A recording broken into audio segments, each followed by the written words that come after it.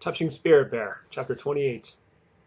As summer came to the North Country, group visits to the pond had become a daily event, until the day Peter announced, "This morning, just Cole and I should go." Garvey had already pulled on his pants. "Are you sure?" he asked.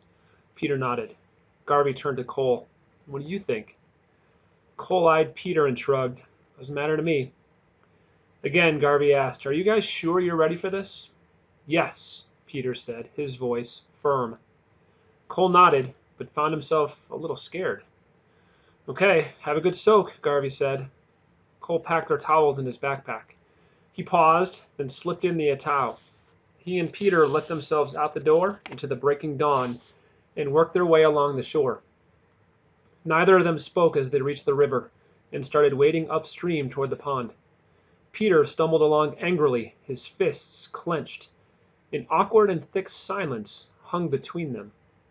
When they finally reached the pond, Cole couldn't stand the silence anymore. "I'm glad we came alone," he said. "It's time we were friends." He held out his hand to Peter, but Peter knocked his hand away. "I'll never be friends with you." "Look, Peter, I didn't mean to hurt you." Peter shoved Cole, knocking him off balance. "You beat me up and smashed my head on the sidewalk until I was bleeding. They had to pull you off me. What do you mean you didn't mean to hurt me?" His eyes were wild. Cole had regained his balance. "What I mean is, I didn't mean to get so angry. I didn't decide all of a sudden to get mad and hurt you." "And so now everything is supposed to be all right?" Peter shoved Cole again with both hands. "No, it's just that everything will be better when my headaches go away. When I sleep at night, my bad dreams quit." Peter's eyes welled up with tears. "I can't walk anymore without stumbling. Sometimes I can't think straight, and my words don't come out right." He shook a fist in Cole's face. "You don't really care about me. You just want to get off this island. That's all you want."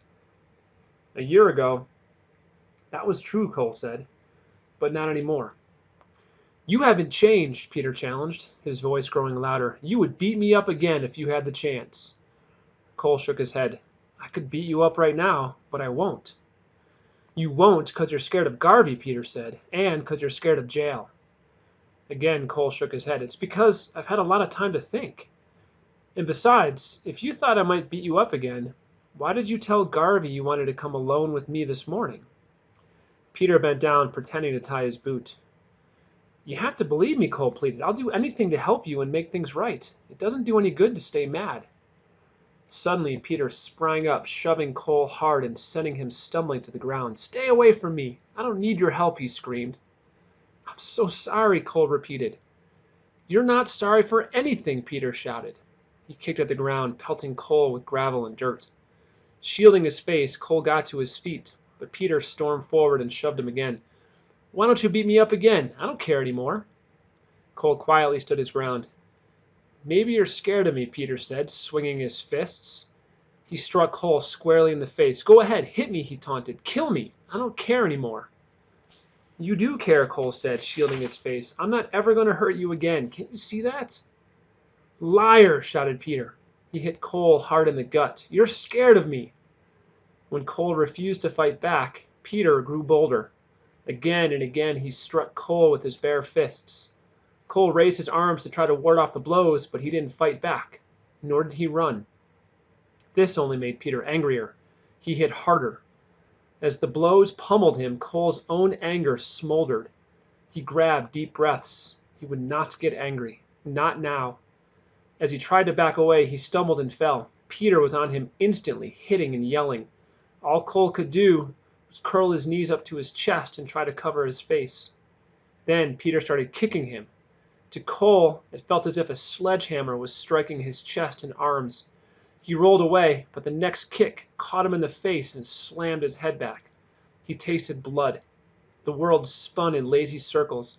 The hammer kept hitting. "Stop!" Cole gasped. "Please stop!" "Then fight, you coward!" Peter screamed like a madman. "I'm not going to fight you," Cole shouted, as the next angry kick to his stomach took his breath away. Then the kicking stopped. Cole opened his eyes in time to see Peter sink to his knees next to him, crying. Peter's body shook with great hiccuping sobs. "Are you okay?" Cole asked, grimacing his face from pain. I'm scared, cried Peter. I'm so scared. My thinking gets all mixed up, and I feel like the whole world is falling on me. Wincing, Cole sat up. How can I make you believe that you don't ever have to be scared of me again? You just say that, Peter sobbed. Peter, I'm not a bad person. I got mad at you because I was really mad at myself. I thought my dad beat me because I was worthless, Cole paused. The dances, carving the totem, carrying the ancestor rock, touching the spirit bear was all the same thing. It was finding out who I really was. You're a jerk, Peter sobbed. That's what you are. Cole fought back his own tears. I'm part of some big circle that I don't understand. And so are you. Life, death, good and bad, everything is a part of that circle. When I hurt you, I hurt myself too. I don't think I'll ever heal from what I did to you, but I'm sorry, Peter. I really am sorry. Peter knelt, crying. His body bent forward. Cole, not knowing what else to do, wrapped his arms around Peter's shoulders. For a long time, Peter let himself be hugged, leaning back into Cole. And that was when it appeared. Not 20 feet away, it stood watching them. The spirit bear. Look, Cole whispered, letting go of Peter. Peter still sniffled, staring down at the ground. Look, Cole whispered louder, nudging him. It's the spirit bear. Peter raised his head and stared, his mouth open in amazement. Will it hurt us, he whispered. No, Cole whispered back. We're not threatening it. You and I have both become invisible. Peter looked at Cole, puzzled. Never mind, I'll explain later, Cole whispered. For a full minute, the bear stood frozen in place, gazing at them. The chattering of a squirrel nearby echoed like thunder in the silence. Then, as suddenly as it appeared, the spirit bear swung its massive head around and ambled away, vanishing ghost-like into the trees. Peter drew in a deep breath as if waking from a long sleep. Did we really see what I think we just saw? Cole smiled and shrugged. They say there aren't any spirit bears here. But I saw one, Peter insisted. Will anyone believe us? It doesn't matter what other people think or believe, Cole said. It's what you believe. That's what's important. That morning, as Cole and Peter soaked, a warm silence blanketed the pond. Afterward, they found a second ancestor rock so both could roll their anger down the slope. When they headed back to camp, Cole's face was swollen and he hugged at his sore ribs with an elbow. You okay? Peter asked. Cole licked at his numb and swollen lips and grimaced. Still, he smiled. I'd hate to go through that again. Peter walked without speaking.